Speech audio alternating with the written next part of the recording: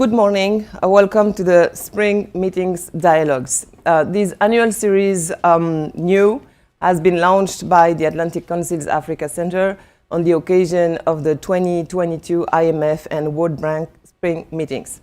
The purpose is to raise the African voices during these strategic gatherings around the development matters and advance the African agenda in Washington, D.C., in a critical period marked by the post-COVID challenges and the economic consequences of the war in Ukraine.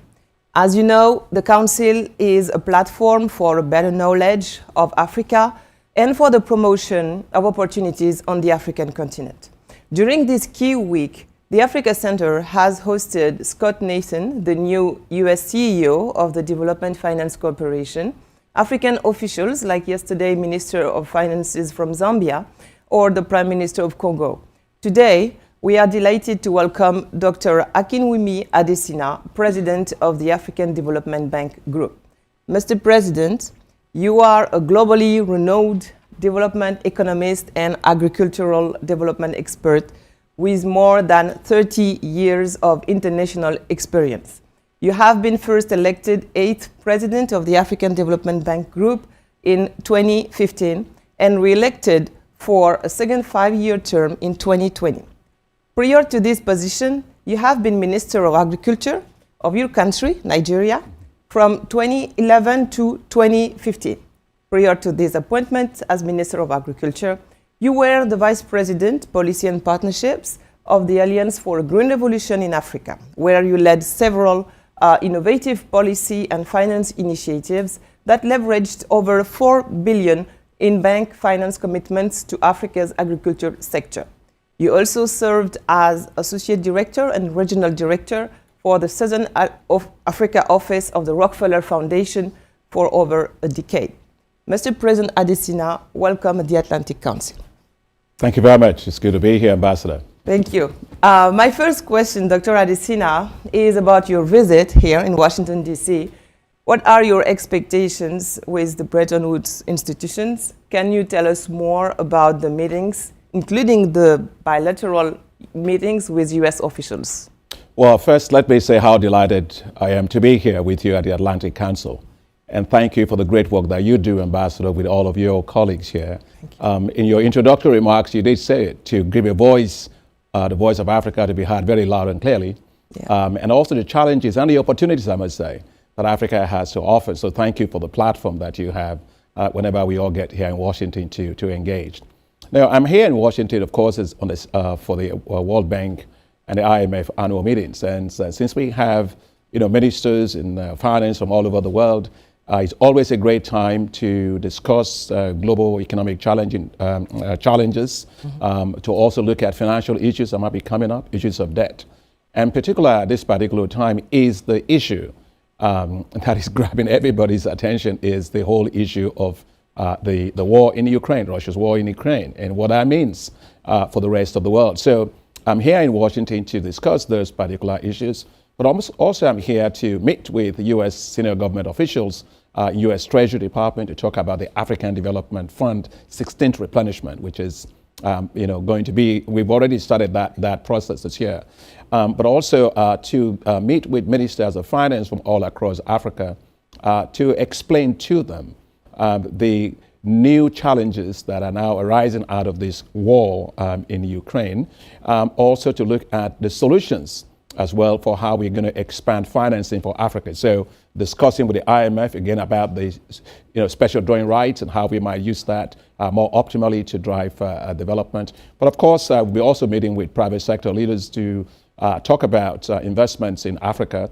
And of course, I've had great meetings at the White House talking about U.S. investments in Africa and support in particular for the strategies that we have in place to mitigate the impact of this, the contagion impact of this war in Africa. It's a tight agenda. So maybe we can start with talking about the first challenge the African economies are still facing, unfortunately, the COVID-19 consequences. For the recovery from the COVID-19 crisis, African countries still need financial support. And we noticed the additional external financing requested should be more than 800 billion between 2022 and 2025. Are you still optimistic on that? Where do you stand about these requests or goals? What about your options with the potential donors? Well, you know, the COVID-19 situation has kind of really upended a lot of things for everybody globally because, you know, prior to COVID-19, you know, Africa had 6 of the 10 fastest growing economies in the world, you know. But with COVID-19, the economies of Africa suffered perhaps one of the lowest economic growth rates we've witnessed. You know, GDP growth rate declined by minus 1.5%. You know, because of the economic lockdowns, because of the collapse of commodity prices, and also tourism kind of really countries couldn't really make money out of tourism. But of course, it also created a huge amount of impacts on populations. We got 26 to 30 million people that fell into poverty. We lost 30 million jobs in Africa. So a lot of impacts. But what we did at the bank was we put forward a crisis response facility for $10 billion to support countries to deal with many of these impacts. And in fact, we launched at the time a $3 billion social impact bond on the global capital markets, which was at the time the largest ever social impact bond ever launched in world history. So we were very, very proactive in dealing with this particular issue. But there are 3 lessons that we must learn from that particular things for Africa. First is the fact that Africa should no longer ever, you know, give the health security of its 1.3 billion people just depend on the benevolence of others. Yeah. The second is that, you know, we must also look at health investments in a very, very critical way because it was a health sector driven, a health driven a challenge that led to serious economic and financial issues. So therefore, in my view, we need to have a health defense system for Africa that will have 3 components. One is invest in vaccines, invest in pharmaceutical industry, but also invest in quality health infrastructure. Of course, a lot more money will still continue to be needed to cope with this, and in particular because of what it meant for the debt situation for many of the countries.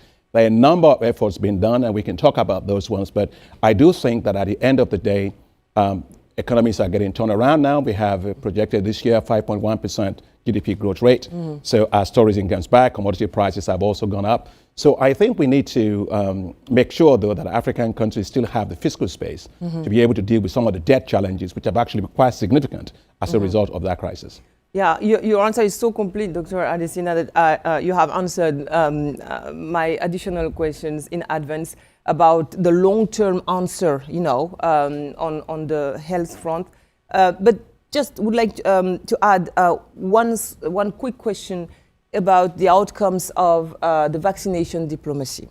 We all know about Gavi, the Gavi system, the solidarity claimed by Western countries to Africa. But how did you appreciate that vaccination diplomacy and the initiatives taken in the African continent to create a new, new solutions, innovative solutions on that front? How did you appreciate that? Well, you know, my basic principle of development is that Africa shouldn't be begging, right? Yeah. And Africa should actually put itself in a situation where it can, you know, solve a lot of its own challenges by itself. If you have help, that's fine, but you don't depend on others just because of that. And you saw that with the vaccine situation, where Africa's needs were not prioritized at all. I mean, the developed countries all, basically bought up all the vaccines and stockpiled even for 3 times what they actually need. And Africa at the time, you know, wasn't getting more than 2% of the global supply of vaccines and so on. Today, when you talk about the issue of vaccinations on the diplomacy side, you know, you have on the continent roughly about 16% of the population now that has been vaccinated. I mean, when I say that, I mean in terms of full vaccinations for 2 doses. Yeah. But you have about almost 22% of the population with at least, let me say, one dose. But here's the point, Ambassador.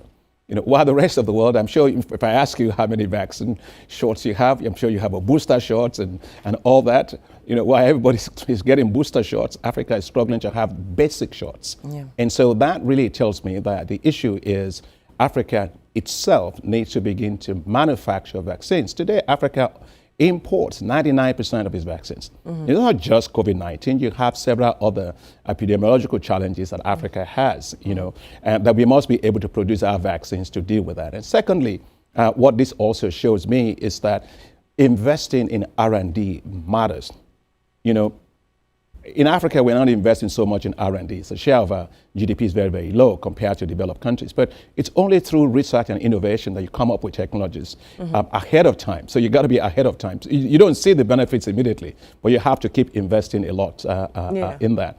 And lastly, what I wanted to also say on this is the whole issue with regard to what the African leaders have done. I want to applaud the African Union Commission. President Ramaphosa really led a lot of this with the African Union in terms of the response to be able to buy the vaccines and get that to Africa. Now, but the issue now is, how are we going to produce our own vaccines? And here the African Development Bank, our board just approved for us a while ago, the launch of what we call the Africa Pharmaceutical Investment for the bank. We're going to put in $3 billion into pharmaceutical production, but also manufacturing, but also into vaccine production. So all that to say that at the end of the day, your neighbor may love you a lot, but they're not going to send your kid to school. Yeah, and it's good to stress that it's not only because of the young population and the sun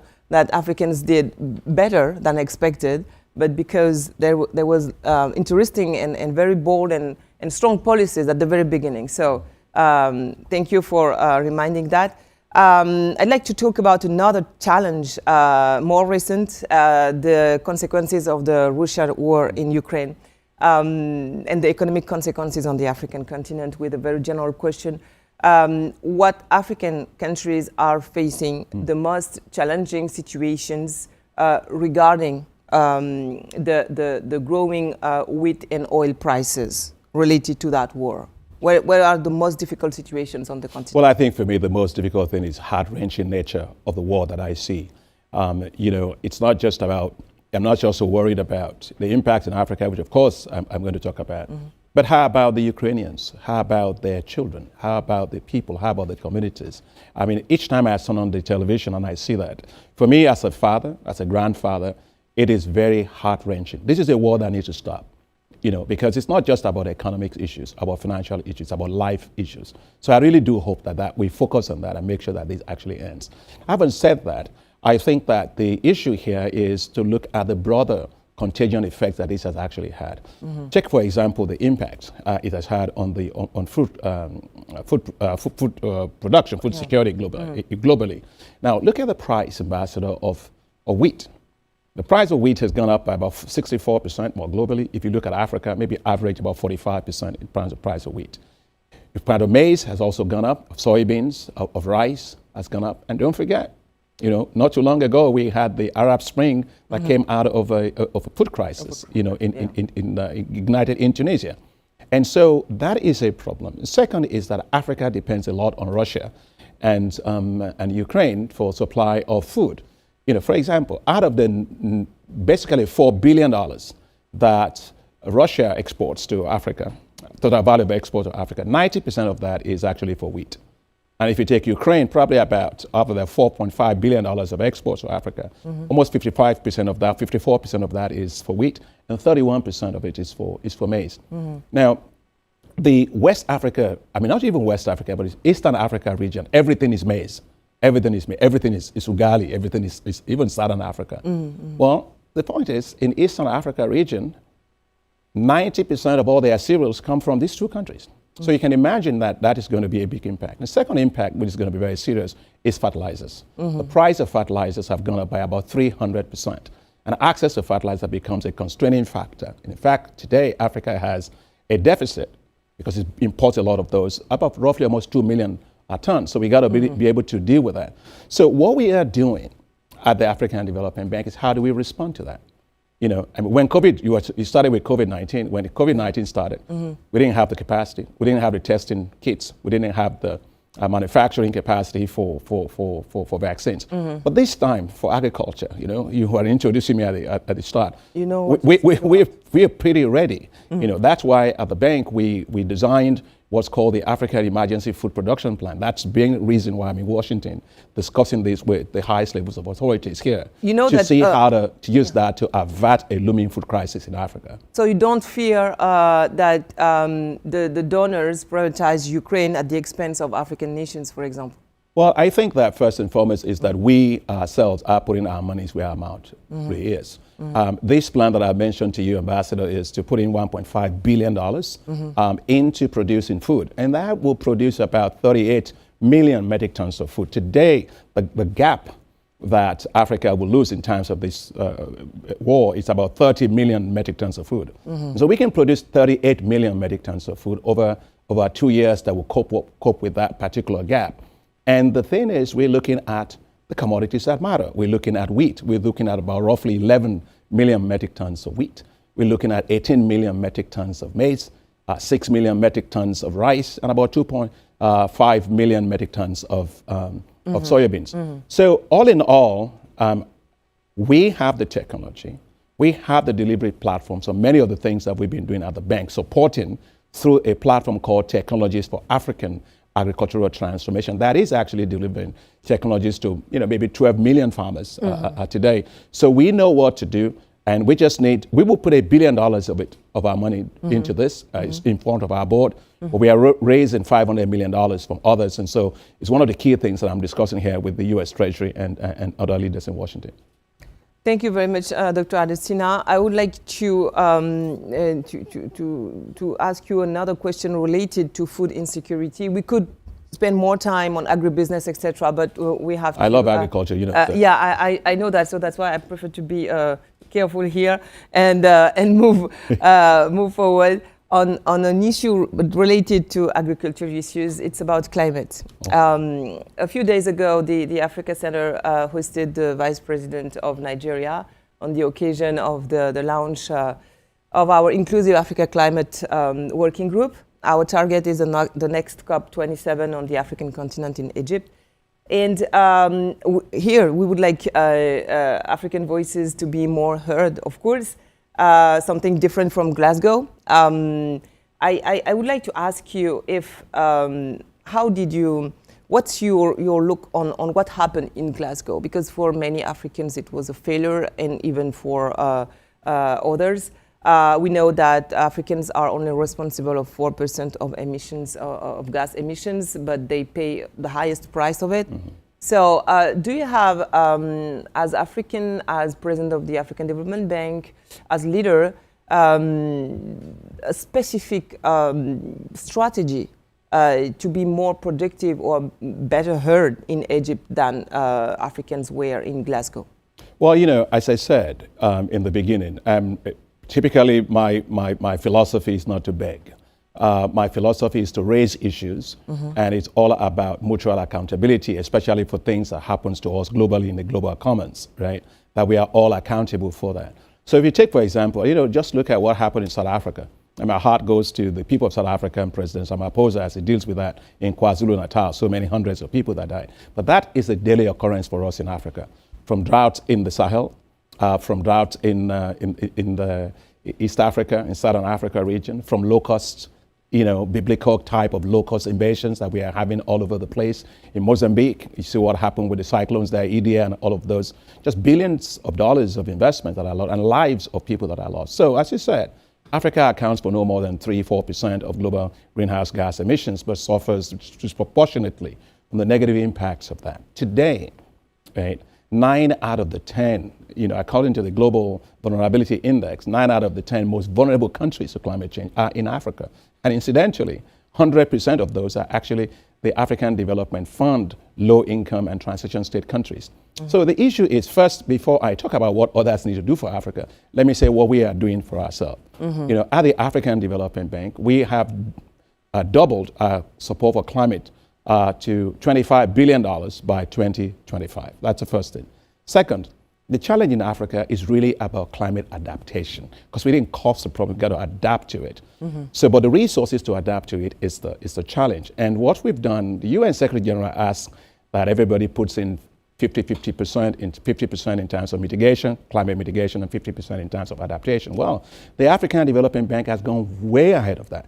Today, 67% of all of our climate finance goes to adaptation, right? And that is the highest we find of any multilateral development bank in the world, right? So we're basically helping countries with that, whether it is paying for insurance for them to insure themselves against catastrophic risk events, whether it is giving them access to climate resilient technologies for their farmers at scale of helping them to build climate resilient infrastructure. Now we have also launched something, myself with the former UN Secretary General, Ban Ki-moon, and it's called the Global Center for Adaptation. We have a program called the African Adaptation Acceleration Program. It is to mobilize $25 billion to support climate adaptation in Africa, and that's the African plan, and it has been very well received. Now, having said that, there are three issues that are very important for us when we talk about the issue of Glasgow. First is that Africa's needs must be heard. You know, we don't think climate change, we live in it every single day, and so there's a need for urgent support for Africa. Now, the issue is promises made must be promises kept. I remember my mentor, late mentor, Kofi Annan, used to tell me, Akin, the only promises that matter are the promises that are kept.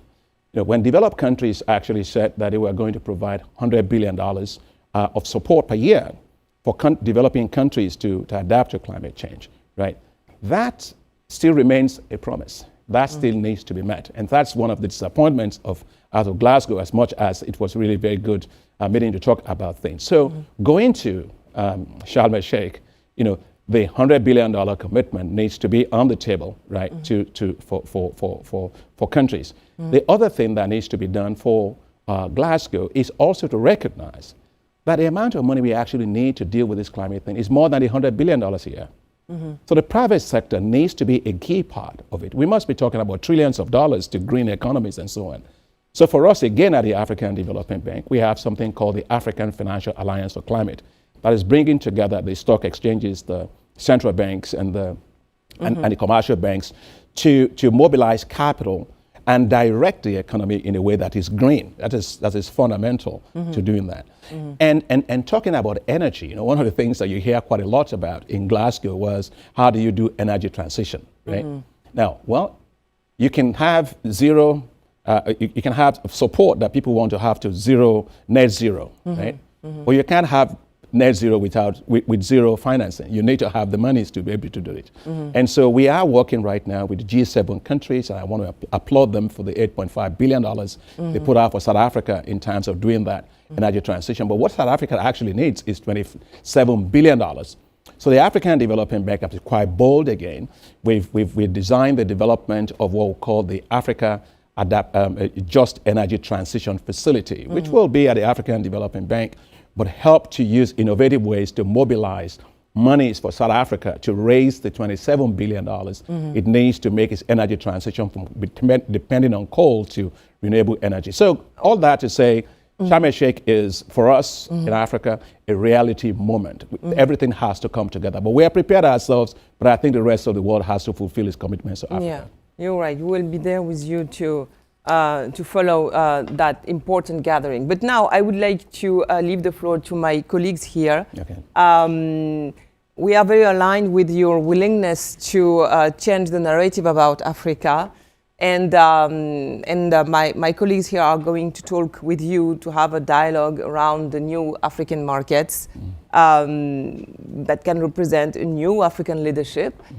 So I would like to introduce you to my colleague Aubrey Ruby. She's an Africa Center Senior Fellow and our lead on economic issues. And she's also an important actor of investment in Africa. Aubrey. Oh, my pleasure. And let me extend my welcome, Dr. Adesina, for you joining us today. You know, when you took your position in 2015, you drilled into all of our heads the high five. Yes. We went around high-fiving at all the meetings, all the conferences. And in 2015, Those high five really spoke to so many of the issues, and they still speak relevant today. But I'm looking at the emergence of the tech sector in Africa. And if we look at 2015, there was about $350 million invested in venture capital and tech in the region. And this past year, it passed $4 billion. And so I'm wondering, how do you adapt your high five into thinking about this tech revolution? And what is the bank doing to ensure that this next generation of African entrepreneurs has support and engages with the bank instead of seeing it as an old institution? Well, we are certainly an old institution, but a very active and solutions-driven institution. First is the high fives. I'm glad you still remember the high fives. The high five of the bank, I am so proud of it because, when the United Nations Development Program did its own independent analysis, but what they found was that if Africa achieved all those high fives, and I'll say it, like to light up and power Africa, to feed Africa, to integrate Africa, to industrialize Africa, and to improve the quality of life of the people of Africa, that Africa would have achieved 90% of the Sustainable Development Goals and 90% of the Agenda 2063. So I had the honor of actually speaking to all the African heads of state at the summit, the Heads of Ordinary Summit in February this year. And they got to hear and feel the impact of what we've done with the high fives. In the last 5 years, it has impacted on the lives of 335 million people, including 20 million people that we connected to electricity, roughly almost 75 million people with access to technology for agriculture, and many more that I can say. But coming back to the issue of the young people, as I go around in Africa, I hear people say the young people are the future of Africa. Well, I think that future is too far. They are the now of Africa. And it's Africa's biggest asset, which is the demographic asset. It has to be turned into an economic and wealth asset in terms of youth-based wealth. And in fact, the African Development Bank has been really supporting the enablers for that. When you talk about fintech, you don't do fintech without having digital infrastructure, right? Correct. So you do need to have... And energy. And so we've been investing in energy, we've been investing in digital infrastructure. The East Africa submarine cable was done by the African Development Bank. The Trans-Sahara digital infrastructure was built by us. In Central Africa, fiber optics network was done by us, which we need to be able to have access to broadband to do many of this. And I'm so proud of the young people in Africa today. I was looking at, take the case of Johannesburg, from Kenya to Lagos in Nigeria, the Yabacon, they have it. You have Flutterwave, you have, InterSwitch, all these companies now that are, worth $3 billion, Flutterwave, and that is the future. But what are we doing at the bank to even build further on that? When I go around, people tell me they're empowering young people. Well, it's okay, but I guess sometimes all I see are the people who say they're empowering the young people, just empowering themselves. Young people don't tell me that, right? And so they don't need handouts, they need investment. What we need is youth-based investment. And that's why at the African Development Bank, we decided that we're now working to establish what is called youth entrepreneurship investment banks.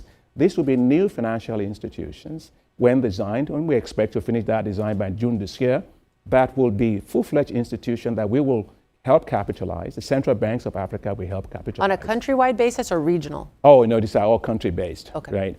And they are going to be institutions in which the young people will walk in and they will not be seen as risk. They will be seen as asset, right? But what is also important is the range of instruments that they will have. They will have instruments from grants. They will have instruments from concessional financing or blended finance. They will have instruments in terms of guarantees to guarantee the young people so that you de-risk their lending to them. Yeah. But what we make these institutions already so different is that they will invest in the life cycle of their businesses. So it's not just a spot transaction today. Absolutely. So you start your business, you grow, you get access to grants, you get access to technical assistance. And the working capital, that's what I hear a lot. And equity. Yeah. It's what is very unique. It's not just a working capital, but as your business grows, right, you need to be handheld that these banks will invest in their businesses as they go. That makes it very, very different. Yeah. Because I really believe that it's time to move to youth-based wealth. in Africa. So we must create that ecosystem, and the bank is leading on that. And it's happening in so many ways. You know, I was in Lagos in October at a wonderful new restaurant, and I looked out and I could see the old money and I could see the new tech money. And it's happening, and they invest in each other too. That's what's so amazing.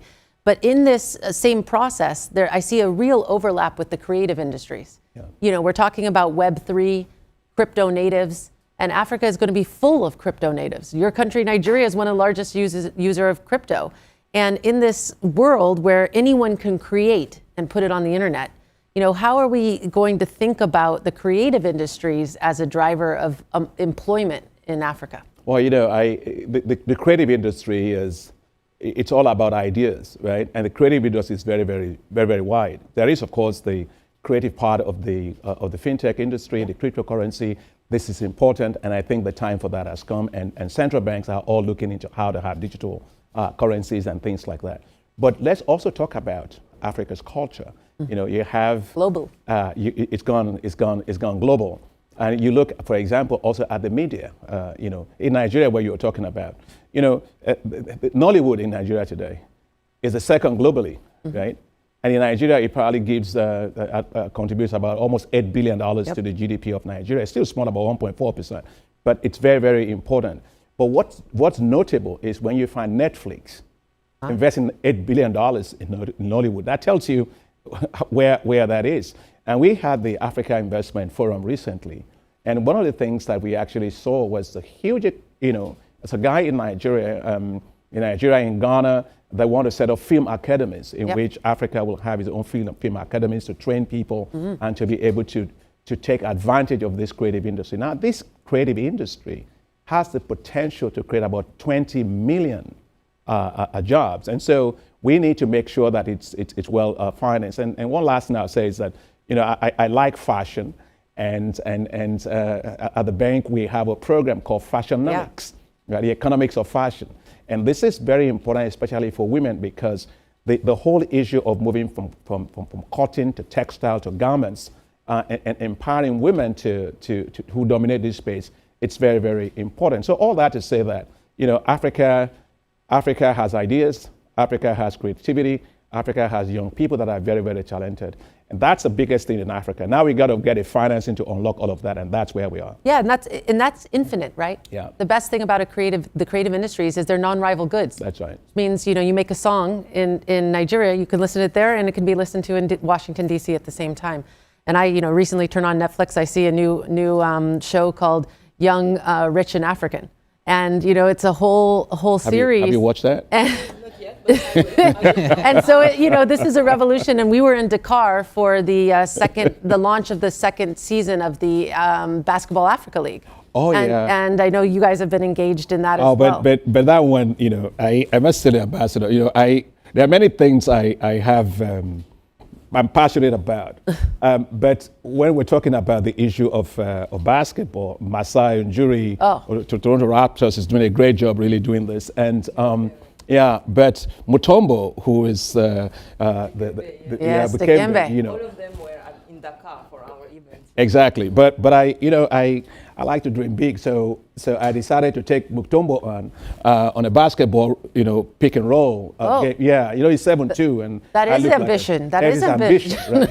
Right? But what I decided to do is I try to move around him, and I try to take a 3-point shot. You got to go under. No, you know, his voice is very deep. Oh, he talks. So he told me as I was trying to dribble, he said, "President, welcome to the Mutombo no-fly zone." and as I tried to do the ball, you know, he's 7'2", he just collected the ball from me, went about and he dumped it.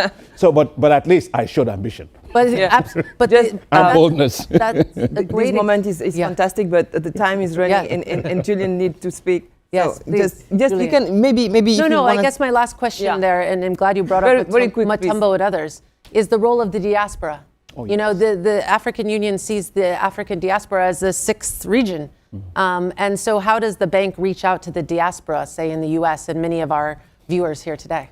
Well, you know, the diaspora actually has some of Africa's best talents. We're just talking about Masai Ujiri, Mutombo. These are the people that are also there in the sports side. But you also have, you know, huge capacity, whether it's in media, whether it is in the finance sector, all over in medicine, all over academics, all over Africa. So there is the knowledge asset part that I think contribute to Africa. The second part of it is the remittances that actually come to Africa, quite significant for all the countries. But the issue is most of those goes to things like social investments, like education for water and things like that, and health. Consumption. Yeah. Consumption, basically. However, at the African Development Bank, we're looking at how to be able to securitize a lot of this so that we can actually turn them into investment in critical infrastructure. We still have a big gap on infrastructure. So how do we get the diaspora to invest in that? And finally is that we've got to make it easier for diaspora capital to flow into Africa, make it easier for them to get access to land, make it easier for them to do transactions. That is how you make the connection. So the diaspora is very important. Many countries are now having even either special envoys or ministers for the diaspora because it's now become a big part of many of our economies with remittances. And what I appreciate in Washington since I arrived here as a member of the African-European diaspora is that I noticed so many people from the Nigerian diaspora in the Biden administration, for example, at the Congress and everywhere. So, which means that they are really successful. But I would like to give the floor to our friend Julian Piquet, who is a Washington and UN correspondent in Washington, D.C. For Africa Report and Jeune Afrique L'Intelligent. Unfortunately, we are going to go back to the previous issues, less entertainment and more about budget and everything. But maybe, Julian, you can engage the dialogue with Dr. Adesina, please. Yes, thank you very much for having us, and thank you, President, for coming. You talked about your basic principle of development that Africa should be begging, and you talked about it in the context of the vaccines and climate. I was wanting to talk to you about it in the context of global international financial support. There was much to do about the $650 billion allocation of IMF special drawing rights. I think it was their largest ever to help countries cope with the COVID crisis. At the same time, there's been quite a lot of criticism, right? For one thing, I think it took like almost a year to happen. Africa only got 5%. As a result of that, G20 countries pledged to reallocate around $100 billion of that to Africa, but only $36 billion, I believe, has been pledged so far. So I was hoping to talk to you a little bit about, your conversations while you're here, both in terms of making sure that those pledges come through. You talked about how pledges are not worth much until they're actually delivered. So where are you on that? Is there a request for more SDR allocations beyond the $650 billion? And also, more broadly, changing the whole makeup of how these SDRs are allocated. I know that there's a proposal going around, for example, that the Afreximbank be one of the prescribed holder. So I was wondering if you could talk a little bit about, your conversations with the IMF and Western partners on all of these things and how that's going. Thanks very much, Julian. I think the first is, let me commend the Secretary Yellen of Treasury for actually being very bold off the block in terms of calling for the special issuance of the special drawing rights. I think having $630 billion of issuance of special drawing rights, which is the largest that IMF has ever done, it's a great thing. It has helped a lot of the countries to deal with. Many of them were facing balance of payment issues, they were facing liquidity issues, so it has really helped to do that and also stabilize the currencies because many of them were facing lack of forex which led to currency depreciation in many of the countries, driving up inflation in many of those places. So very, very good thing. Now, as you know, and as you rightly said, Africa got $33 billion of that. Now, African heads of state have asked for at least $100 billion to be allocated to Africa. But also President Macron has, we had the conference in Paris in which he called for that. And recently at the African Union Summit, the African heads of state reiterated their call for at least $100 billion to come to Africa. But they were very specific that they want that reallocation, a big part of that reallocation, to go through the African Development Bank. And there's a reason for that. First is the current thing that you have right now, and I want to commend my dear sister, Kristalina Georgieva, for her leadership in what she's doing there at the IMF, but also in terms of the funds that they've set up, which is the Poverty Reduction and Growth Trust at the IMF, but also at the Resilience and Sustainability Trust, in which SDRs are going to go to, which is very, very good. Now, we have at the African Development Bank been making the case that SDRs, special drawing rights, should also be given to the multilateral development banks. You know, we are leveraging machines as multilateral development banks. You know, as much as the PRH, the trusts at IMF are good, PRGT and RST, remember it's a one-to-one transaction there.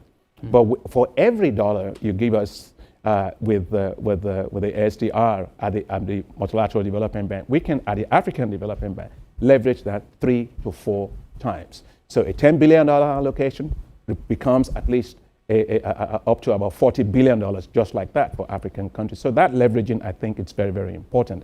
Secondly, is that we should, in my view, turn the SDRs from just being a static instrument, right, to being a very, very dynamic and catalytic instrument for wider economic growth and development. Because that's the whole idea. It's not just the central bank.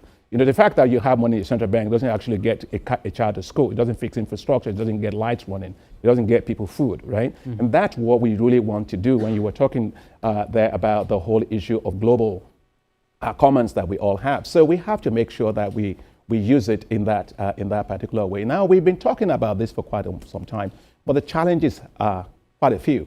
First is that for the European countries, it's challenging for them because of the European Central Bank issues in terms of prohibition of financial or using their financing from their central banks outside of the Eurozone, right? So I talked to Madame Lagarde about that, and we're looking for that, but it's a challenge that they have. We had to find a solution for that. The other one is the special drawing rights have to have maintained. Those that want to do it and give us some of this have asked the question, it has to have a reserve asset quality must be assured, right? And also that whenever they want to call it back, so with the encashment issue, you got to be able to call it whenever you need it. Those are the things. So the liquidity and the quality of that, it's very, very important. Now, I have a great team at the bank, and they've been working so hard. We're working together with the Bank of America and Merrill Lynch to design ways in which we think we have models now that answers that issue of the reserve asset quality, but also the issue with regard to the liquidity part of it. So we continue to have that conversations. We are having a lot of positive interest in this, but we want to make sure that we present options that will give the comfort for this to be done. I think that we can even use the SDRs to support what Ambassador was mentioning to me about the whole issue of the food crisis, because you can invest it to help to trigger structural change in agriculture. So those are the things that we are talking. It's a fascinating instrument, but we have to make it even more impactful. Got it. Okay. I think we're running out of time here, so I will very take it back to the ambassador. Please go ahead. If you have another question, can you talk to us a little bit then about your, the progress that you feel you've made? I understand you've probably had a number of meetings around this. Can you talk to us a little bit about who you met with around this issue during these past few days and sort of, where we are in the discussion? Yeah, I met several ministers of finance. I spoke with the Minister of Finance from Norway. I met with the Minister of Finance the Director General of International Development for Ireland. I met with the Minister of International Development also from Sweden and several others. I was at the U.S. Treasury Department, in which there's a lot of, in each of these conversations, everybody understands and appreciates that this is something that we all will get better results of if we can make it to work. And so I was encouraged by my discussions at Treasury, and we continue to keep an open mind to that. And I think we've been talking to also several other countries, like Canada, for example, that are quite keen on looking at this quite possibly, if we can answer those, deal with those issues. France, for example, but also UK, in Saudi Arabia, and several others are willing to look at many of these things. So positive inclination towards that, but we continue to work on the technical questions. Do you have any feelings about expanding the SDRs to other multilateral and especially African banks like the African Export-Import Bank? Well, the thing is that when the African heads of state, by their resolution, they said the African, they reallocated SDR should go through the African Development Bank. There's a reason for that. First, African Development Bank is Africa's premier financial institution. Second, it is the only AAA rated financial institution in Africa.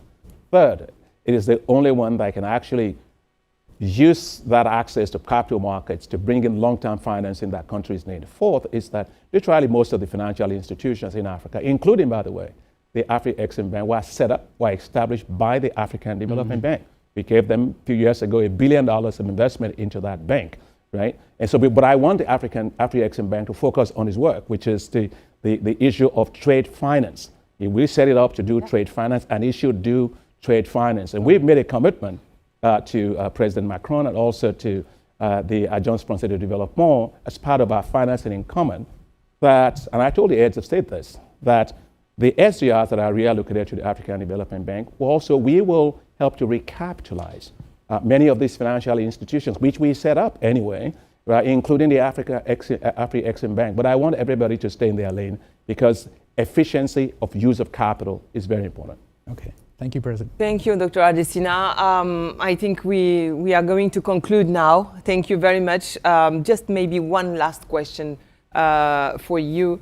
In your visits on the African continent and in your experience as president of the African Development Bank, which country has impressed you the most in its ability to grow and serve its population in terms of development? Ambassador, you won't have problems with others. Just yeah. We would like to know about this narrative. What country could be a model for the? Well, others? Actually, I think what I would say to you is that Africa is the model. We had the Africa Investment Forum. A right? very diplomatic answer. Yeah, we're an ambassador, and I'm an ambassador for Africa. Yeah, but in reality, what you find is that Africa is full of opportunities, right? All across, I see resilience. I see a lot of commitment to macroeconomic reforms.